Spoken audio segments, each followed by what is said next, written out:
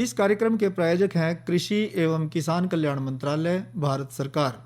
हर जोखिम से निकल कर फसल आए, सुरक्षित हो जाए।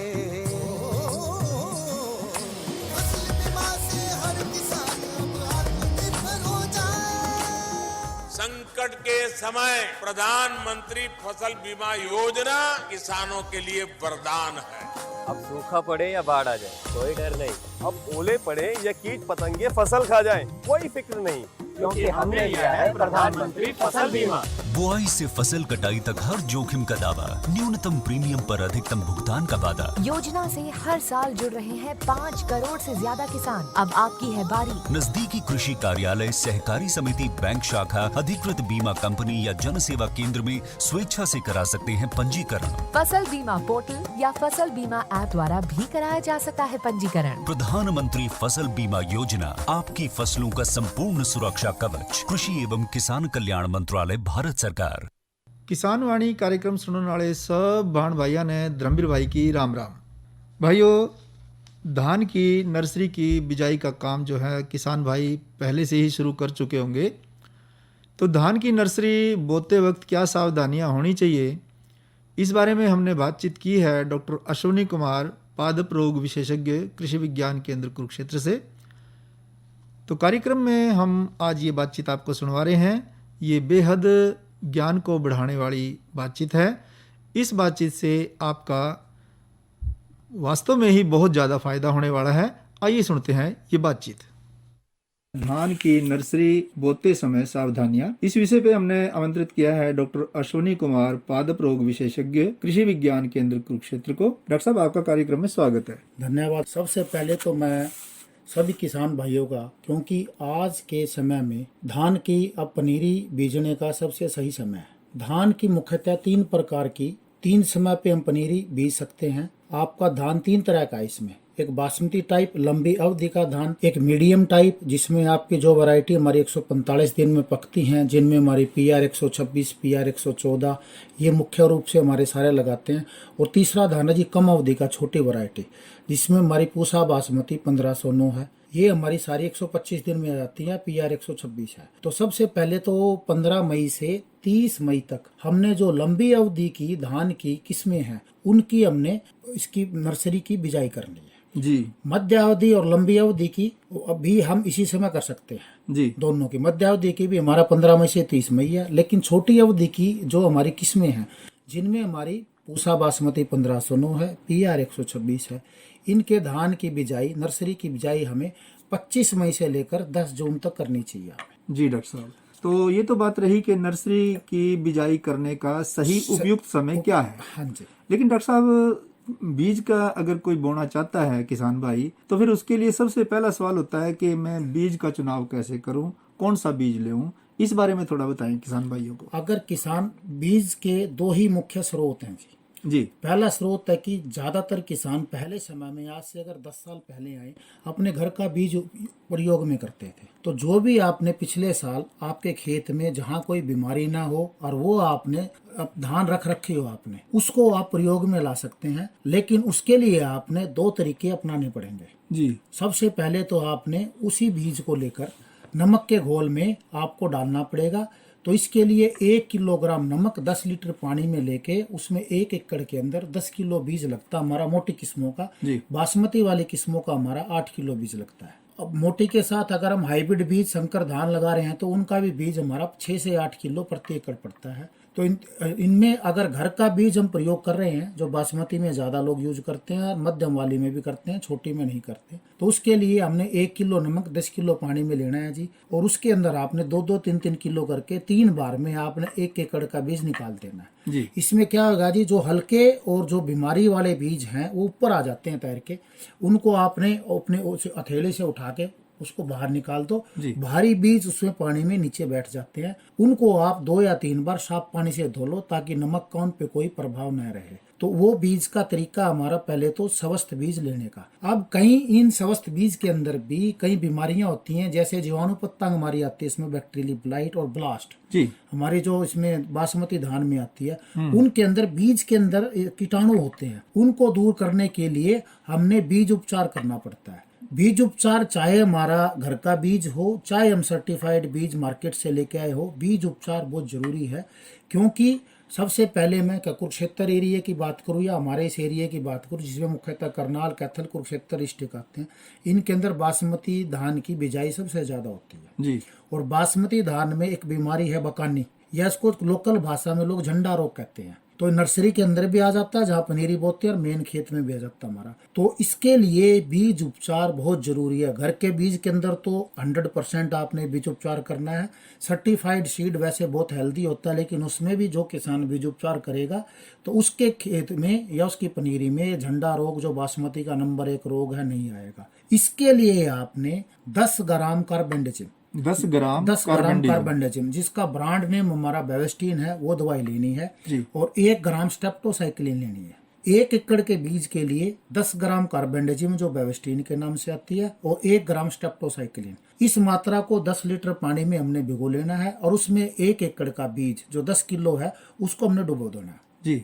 बकाने या झंडे रोग के लिए आपने बीज उपचार कम से कम 24 घंटे करना है, ये बहुत जरूरी है जी। अगर आपने 23.5 घंटे भी बीज डुबो के बाहर निकाल लिया तो बकाने का कीटाणु इतना तेज है वो फिर भी बच जाता है। 24 घंटे तक आपने बीज डुबो के रखना है, फिर उसको निकाल के बाहर किसी फरस पे या बोरियों के ऊपर रख दे, ऊपर बोरिया लगा दे और 24 से 36 घंटे में उस बीज का अंकुरण हो जाता है और शाम के समय उसको पौध सियां तैयार करके आप बिजाई कर दो। तो डॉक्टर साहब, ये आपने बहुत महत्वपूर्ण बात बताई कि जब किसान भाई बीज का उपचार करें तो ध्यान रखें कि 24 घंटे से कम जो है बीज उपचार अगर हम करेंगे तो उसका कोई फायदा होने वाला नहीं है। कम से कम 24 घंटे तक उसको जो दवाइयां बताई हैं उनके घोल में बीज को डुबा करके रख। तो अब आती है बात कि भाई अब जो बीज है वो बोने के लिए तैयार है, लेकिन भूमि कैसी होनी चाहिए? इसमें दोमट से चिकनी मिट्टी हमारी होनी चाहिए, जो पानी देने के बाद इसमें गारा बन जाए और सूखने में जिसमें दरार पड़ जाए। तो ऐसी भूमि धान की खेती के लिए उपयुक्त होती है, नर्सरी बोने के लिए भी चाहे मेन क्रॉप के लिए भी जी। वैसे माड़ी जमीनों में भी जिनमें सोरा ज्यादा है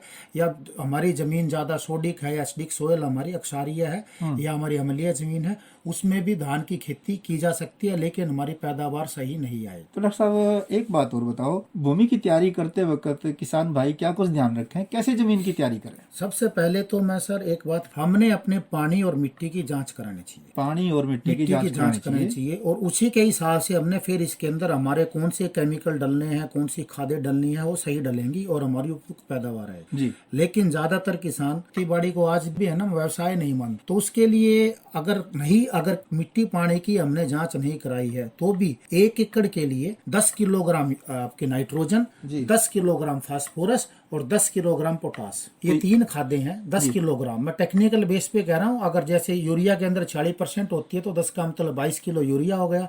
डीएपी उसके अंदर भी 40% होता है, 18-40 नाइट्रोजन होती है, उसके अंदर वो भी 22 किलो हो गया। और पोटास हमारी 60% होती है तो 10 किलो के लिए 14 या 15 किलो हमारा पोटास हो। तो ये 3 खादें हमारी नाइट्रोजन, फास्फोरस, पोटास, इनको खेत तैयार करते वक्त, पनीरी की जमीन तैयार करते वक्त उसी में मिला देना चाहिए। अब उसके बाद 2 हफ्ते बाद हमने नाइट्रोजन फिर 10 किलो प्रति एकड़ के हिसाब से डालना है। यानी कि ये जो आपने खुराक बताई है खाद की, ये 1 एकड़ क्षेत्र के लिए बताई है। 1 एकड़। तो अगर किसान भाई अपना क्षेत्र देख ले, उसके हिसाब से खाद की मात्रा अनुपात में घटा लें या बढ़ा लें। उसमें 1 एकड़ में हमारे 8 कनाल होते हैं, तो 1 कनाल बेस पे करेंगे तो आपका लगभग 1.6 किलो आ गया आपका नाइट्रोजन, 1.6 किलोग्राम फास्फोरस और 1.6 किलोग्राम पोटास आ गया। हाँ, मतलब कहीं किसान भाई इस मुगालते में ना रह जाए कि डॉक्टर साहब ने इतनी बताई है लेकिन जमीन की वो बताई नहीं। ये 1 एकड़ के लिए खाद की मात्रा पनीरी के लिए है ये, और ये पनीरी के लिए, पनीरी के लिए जी। तो 2 हफ्ते बाद फिर हमने पनीरी लगाने के 2 हफ्ते बाद हमने फिर 10 किलो नाइट्रोजन प्रति एकड़ के हिसाब से डाल देना चाहिए जी। अगर बासमती धान जिसकी पनीरी हम 25 से 30 दिन पे लगाते हैं, किसी कारणवश हमारा पानी सही टाइम पे नहीं आया, बारिश सही टाइम पे नहीं आया, अगर हम उससे 30 दिन से पुरानी पनीरी फिर हम प्रयोग में लाना चाहते हैं तो 10 किलोग्राम नाइट्रोजन फिर हमारी 30 दिन पे डाल लेनी चाहिए, ताकि पनीरी हमारी उसमें बढ़िया रहे और खेत में लगाने के बाद 30 दिन से पुरानी पनीरी हमारी अच्छी तरीके से चले खेत। जी। 3 तो हो गए जी ये मोटे खाद, जी नाइट्रोजन, फास्फोरस और पोटास। जी कई बार है ना आजकल हमारी जमीनें इतनी कमजोर हो गई, या हमारी गन्ने की जमीन थी, या जहाँ पे ज्वार लगा लेते हैं वहाँ जमीन थी, वहाँ पे लोह तत्व की भी कमी आ जाती जी। है। अगर पनीरी सफेद सी होगी हमारी, हरी नहीं है हमारी, तो उसके अंदर लोह तत्व अगर हमारा, इसको आयरन बोलते हैं, आयरन डेफिशिएंसी आ जाती है। इसके लिए 0.5% फेरस सल्फेट आता है मार्केट में, उसका स्प्रे कर देना चाहिए, जैसे हमें लोहांश के हमें वहाँ पे कमियां दिखाई देखे। यानी कि ये जो आपने फेरस सल्फेट का स्प्रे बताया, छिड़काव बताया, तो ये तो पनीरी बोने के बाद होगा डॉक्टर साहब के या पहले ही करने? नहीं जी, वो तो पनीरी में जब हमारे इसके जो सिम्टम आएंगे, जो लक्षण जब दिखाई देंगे, दिखेंगे, सफेद से रंग की हो जाती है इसमें, हमें लगता है इसके अंदर हरापन गायब हो। क्लोरो आयरन की डेफिशिएंसी का मतलब है जी क्लोरोफिल नहीं होता खेत के अंदर जी। तो फेरस सल्फेट डाल देंगे तो फेरस उसमें क्लोरोफिल बना देता है, और हमारी पनीरी हमारी फिर 1 हफ्ते बाद बहुत बढ़िया हो जाती है। जी डॉक्टर साहब, तो ये बात हुई कि भाई आपने खाद के बारे में बता दिया। अब आप डॉक्टर साहब एक बात और बताओ कि आदर्श क्या तरीका है कि भाई 1 मीटर में कितने दाने आने चाहिए, या किस ढंग से आप मतलब ना सुझाव देंगे किसान भाई को? तो अगर हमारी इसमें भी जैसे मैंने बताया था ना आपको जी, 3 तरह की हमारी पनीरी है जी। मोटे धान की होगी, कम अवधि की, मोटे धान की होगी, मध्यम अवधि की, और बासमती धान की होगी। तो जो लेट हम जो भी लगाएंगे उसमें तो हमने 50 ग्राम प्रति स्क्वायर मीटर हमारा बीज पड़ना चाहिए जी। हाँ, बासमती का या जो हमारे दाने पतले हैं जिनमें, उनका बीज आना चाहिए। 40 से 50 ग्राम का हमने एवरेज लेके चलना चाहिए, प्रति स्क्वायर मीटर हमारा बीज पड़ना चाहिए। इसमें फिर हमारी पनीरी बहुत अच्छी होती है। तो खेत तैयार हो गया, बीज बोया गया, उसके बाद की क्या प्रक्रिया रहेगी डॉक्टर साहब? उसके बाद सबसे बड़ा तो होता है जी हमारा खरपतवार नियंत्रण हमने करना है। खरपतवार नियंत्रण करना? हाँ, खरपतवार इसमें 3 तरह के आते हैं जी। घास जाति के, एक सैजिज होते हैं डिल्ले, और एक चौड़ी पत्ती के खरपतवार जी। तो 2 ही दवाइयां हमारी। पनीरी बीजने के 3 दिन बाद 72 घंटे तक हमने सोफिट दवाई आती है, जिसमें प्रेटिला क्लोर होता है हमारा विद सेफनर जी। वो हमारी 600 ml दवाई पड़ती है प्रति एकड़ जी। तो 1 कनाल के लिए मोटे तौर पर 100 ml दवाई आती है जी जी जी। सोफिट हमारी दवाई है। इसको पनीरी बीजने के 3 दिन बाद 72 घंटे के अंदर शाम के टाइम हमने एक बार तो जो खड़ा पानी सारा उतार दो और थोड़ा थोड़ा ताजा पानी लगा दो जी। और फिर उसको 100 ml सोफिट को जो हमारी 1 कनाल में पड़ेगी उसके अंदर आपने 2-3 किलो रेत में मिलाकर प्रति कनाल उसका छिट्टा मार दो। पानी आप लगभग आपका 1 से 1.5 सेंटीमीटर होना चाहिए, ज्यादा पानी नहीं होना चाहिए। पनीरी बीजते समय वैसे भी ज्यादा पानी हमारा नहीं होना चाहिए, हमारे पास ऐसा होना चाहिए क्योंकि गर्मी का टाइम है। हमारे जो पौधे है ना, ये जो हमारे पनीरी के जो नए नए निकलने वाले जो पौधे जो शुरू में उगते हैं वो बड़े लचीले होते हैं और कम वो आपके वो होते हैं, थोड़े से सेंसिटिव होते हैं जी जी। तो उनके लिए पानी शाम को ही लगाना आपने, और पानी इतना लगाना है कि दिन में 11 बजे तक हमारा पानी सूख जाए जी, ताकि गर्मी से जो टेम्परेचर पानी का बढ़ेगा हमारे पौधों को झटका ना लगे। कई बार है ना किसान भाइयों की पनीरी भी उसमें जो उसके डंगूर निकल तो आते हैं, अंकुर हो तो जाते हैं, ज्यादा टेम्परेचर में उनको झटका लग जाता है या हमारी कई बार पनीरी मर भी जाती है। या कई बार जो 85 से 90% जो हमारा जर्मिनेशन जमा होना चाहिए वो हमारा 60-70% रह जाता है जी।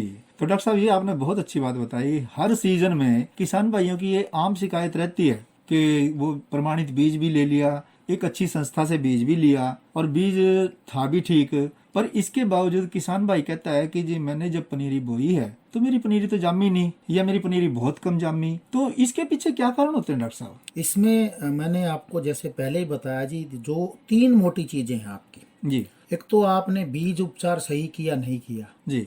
आपने जो बिजाई कई बार मैंने बताया आपको सूखे में सवेरे कर दी आपने, पानी ज्यादा लगा दिया, ज्यादा पानी खड़ा रहा, दोपहर बाद टेम्परेचर हमारा लगभग 60 डिग्री पहुंच गया। 60 डिग्री में तो आपके चावल वैसे भी उड़ जाते हैं, उसकी वजह से भी झटका लग सकता हमारा। तीसरा कई बार पनीरी के बाद अगर ट्यूबवेल हमारा खराब हो गया, सूखा लग गया, 2-3 दिन पानी नहीं आया उसमें जी। ठीक है जी, उसकी वजह से भी वो हमारा अंकुरण तो हो गया लेकिन नमी हमारी कमी हो गई। तो अगर लवणीय ज्यादा या हमारा ज्यादा लगाएंगे उसमें जिसमें नमक की मात्रा ज्यादा है, वो वाली पानी यूज करोगे तो डेफिनेटली आपका जो जमाव कम परसेंटेज में होगा जी। जो आपका 80-85% होना चाहिए तो 60-65 हो जाएगा, तो उसको बोलते हुए हमारी छिद्दी जमी उसमें जी। तीसरा बीज उपचार के बाद मैंने बताया भी शाम के टाइम आपने पतला पतला पानी लगाना है जी, ताकि वो सवेरे 9-10 बजे तक पानी हमारा सारी जमीन सूख जाए, ताकि जो दिन में जो टेम्परेचर बढ़े हमारा नहीं हो उसमें। ये कई बार बीज उपचार के बाद भी अगर पहले हमारे धान के खेत में हमने पनीरी बीज ली तो उसमें चांसेज है जो ये है ना भूमिगत ये जमीन में रहता है, इसका जमीन से पैदा होने वाला। हाँ, इसकी जो फंगस है जमीन में रहती है वो फिर भी आ जाती है। तो आपने एक तो बीज उपचार करना है कार्बन से, दूसरा आपने पनीरी उखाड़ने के 1 हफ्ते पहले 25 दिन की पनीरी उखाड़नी है आपने, सबसे बढ़िया होती है जी। तो आपने 18 या 19वें दिन पे आपने ठीक है जी जी। आपने 1 ग्राम कार्बेंडाजिम या जो हमारी ये थी बेवेस्टीन थी, उस दवाई को 1 लीटर पानी में मिला के 30 स्क्वायर मीटर पड़ेगी हमारी, वो 1 ग्राम दवाई करके या तो उसका छिट्टा मार दो या आपका स्प्रे कर दो एक बार जी। और स्प्रे करने के बाद 1 हफ्ते बाद पनीरी उखाड़ो, उसमें जीवाणु और ये कीटाणु इसके फ्यूजेरियम नहीं जाएगी आके। और खड़े पानी में जिसमें कम से कम हमारी जड़ें टूटे, सबसे ज्यादा जड़ें टूटने से वो घुस जाती है फ्यूजेरियम उसके अंदर, जी जी तो खड़े पानी में आपने पनीरी उखाड़नी जी। है। तो किसान भाई 3 मोटे पॉइंट है झंडे रोक के, यहीं रुकता है, उसके बाद कुछ ही कर लो, खेत में नहीं रुकता जी। जी जी। बीज उपचार में आपने कार्बेंडाजिम दवाई में 24 घंटे बीज को डुबोना है, नंबर 1। दूसरा, आपने पनीरी उखाड़ने के 1 हफ्ते पहले 1 ग्राम कार्बेंडाजिम या बेवेस्टीन 1 स्क्वायर मीटर के हिसाब से या तो स्प्रे कर दो या छिट्टा मार दो आप जी। ठीक है, 1 कनाल में।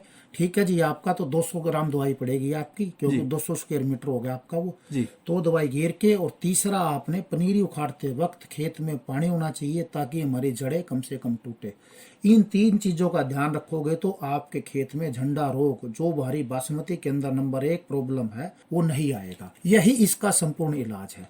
दूसरा मैंने बोला था, ये दूसरा हमारा मेन पॉइंट है, ये तो हो गया इनका जी। अब कई बार पानी की कमी हो गई या नहीं आ गई, फिर भी आपने दवाई डाली 72 घंटे में, कुछ खरपतवार आ गए, ठीक है जी, घास जाती के नहीं आते, वो आपके सैजिज जिनमें ढीला हमारा या चौड़ी पत्ती है, खरपतवार कई बार आ जाते हैं जी। तो दूसरी दवाई हमारी जो 15 दिन बाद स्प्रे करनी है, नोमनी गोल्ड 20 पायरीबैक उसके अंदर 20 पायरीबैक सोडियम उसके अंदर साल्ट है। ये दवाई 100 ml प्रति एकड़ पड़ती है, तो 10 आपके 12 साढ़े 12 ml प्रति कनाल हो गई आपके। 15 दिन बाद इसका पानी एक बार पूरे खेत का उतार के स्प्रे कर दो, 24 घंटे बाद फिर पानी दे दो। पानी आपने पनीरी के अंदर इतना ही लगाना है, शाम को पतला पतला लगाना है ताकि सवेरे 10-11 बजे तक पानी सूख जाए, ताकि जो पानी में ज्यादा टेम्परेचर हो जाता है मई जून में, उससे आपकी पौधे बच जाए। तो डॉक्टर साहब, आपने कहा कि भाई पानी सवेरे भी इतना ही दो शाम के टाइम कि जितना भाई सवेरे 11 बजे तक सूख जाए। फर्ज किया किसान ने शाम को पानी ठोक के दे दिया और उसका पानी नहीं सूखा, तो फिर उसको क्या करना चाहिए डॉक्टर साहब? उसका पानी नहीं सूखा तो 11 बजे सर फिर अपने नाके तोड़ के आप उसको उतार दो खेत पानी से। को उतार दे, पानी को उतार दे। पानी नहीं सूखा, हमारी जमीन ऐसी है, हमारी मैंने बता दी लवणीय अक्सारी है जमीन है, पानी नहीं सूखता जी। तो उसको 11 बजे उतारने का ध्यान रखो। मतलब ये ना हो कि शुरू पानी के गर्म हो जाए हाँ। और पनीरी उसमें जुड़स जाए। हाँ, 5-7 दिन आपने शुरू के हैं, जब वो हमारा अंकुरण होता है और जब हमारे पौधे छोटे छोटे होते हैं, वो 1 इंच तक के होते हैं, जब तक 2.5 सेंटीमीटर तक के होते हैं,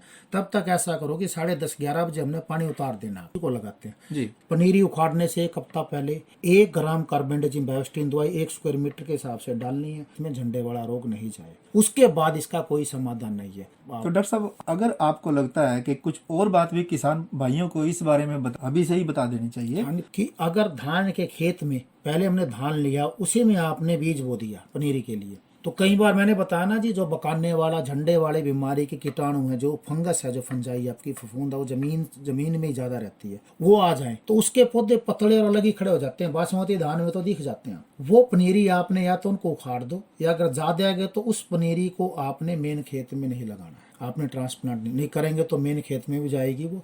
तो स्वस्थ पनीरी आपने सबसे बड़ा वही है। बीज उपचार करोगे तो तीनों का ही, जीवाणु पतंगमारी, बदरा जिसको ब्लास्ट कहते हैं, और सबसे खतरनाक जो बासमती धान की बीमारी आपकी बकाने या झंडे वाला रोग कहते हैं, इनकी रोकथाम के लिए बीज उपचार, खाद और मिट्टी और पानी की जांच कराएं। उसके आधार पर अगर खादें डालेंगे तो आपको ज्यादा फायदे होंगे। पानी आपने अच्छा लगाना है, कोशिश करो जी नहरी पानी ज्यादा बढ़िया हो। नहरी पानी लगाओगे तो उसमें आपकी पनीरी बहुत बढ़िया तैयार होती है। पानी इतना ही लगाओ शाम को, क्योंकि मई जून का टाइम है जी, वो खड़ा ना रहे, इसमें 24 घंटे खड़ा रहे तो उसमें दोपहर बाद टेम्परेचर 2:30-3 बजे काफी ज्यादा हो जाता है, तो बीज को झटका लग सकता है। तो इन चीजों का मोटा मोटा ध्यान रखेंगे किसान भाई, तो निश्चित रूप से उनकी धान की नर्सरी बहुत अच्छी उगेगी। तो डॉक्टर साहब, आपने बहुत अच्छी जानकारी दी। इस सब जानकारी के लिए आपका बहुत बहुत धन्यवाद।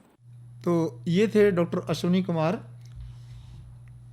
अब आइए आपका कराते हैं मनोरंजन और सुनते हैं ये भजन जिसको हमने लिया है कृष्ण सुदामा के हिस्से से।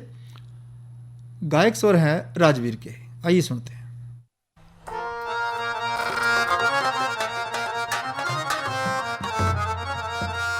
तेरा बालकपन काया रे कृष्ण मुरारे, जब भरी तारे द्वारे का आले के जी, तेरा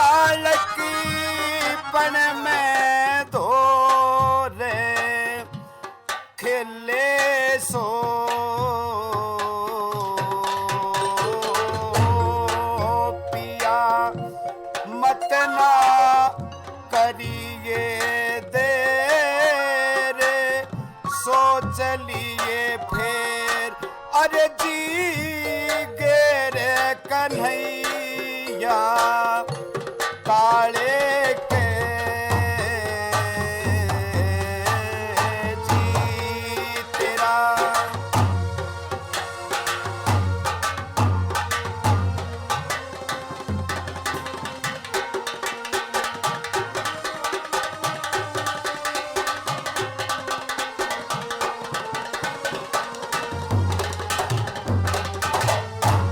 पिया तू वेद शास्त्रे पढ़िया से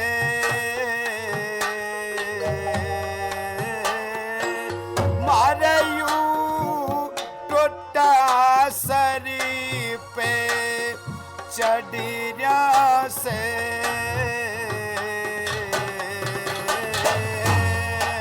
कह दिए दे दे दो मणि नाजी करी के लिहाज सर पे ताजी उमरी के बाले के जी तेरा बालक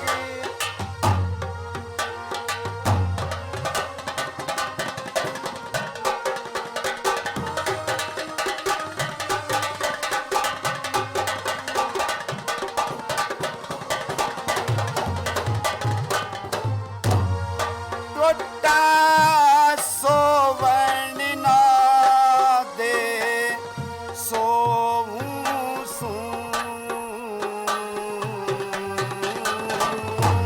हो टोटा रोवण ना दे रोऊं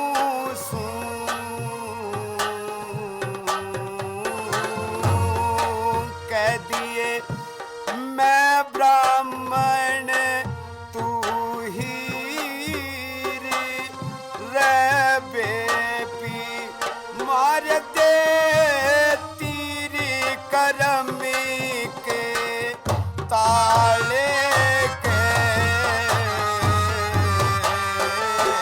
जी तेरा बालक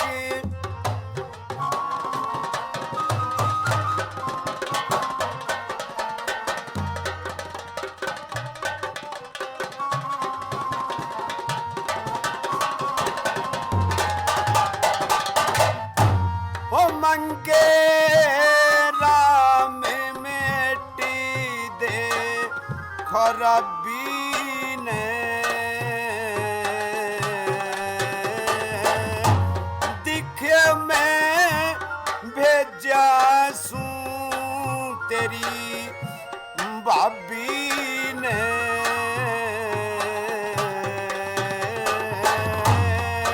उठरी टोटे के मैं बासी ओ लिया नास दुखी के सांस बिछाने के